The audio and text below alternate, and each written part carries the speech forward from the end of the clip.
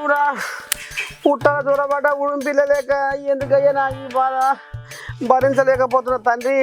అదే నీ దగ్గర తీసుకుపోరా ఆదాయ మాయ కానీ నీకు పుణ్యం ఉంటుంది. ఓ దేవుడు నేను ఏగలేకపోతున్నాను అయ్యో.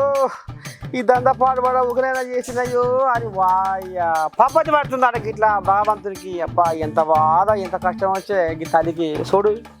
మందు దంద చెయ్యనని మాట ఇస్తున్నాను, లిక్కరు మీద మన్ను పోయ్య ఈ బేరము చెయ్యను.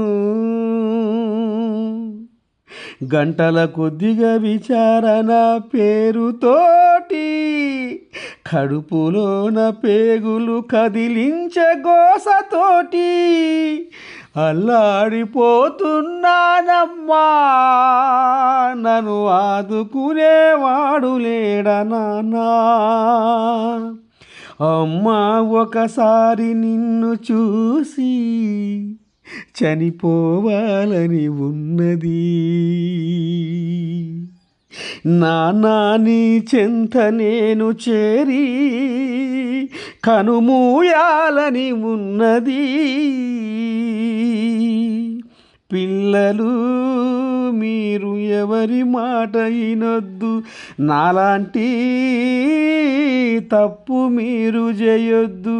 చేస్తే ఆ నరకము ఎట్టుంటదో తెలుసా, చేస్తే ఆ నరకము ఎట్లుంటదో తెలుసా. ఇది చెప్పలేని గోస, ఇది చెప్పలేని గోస.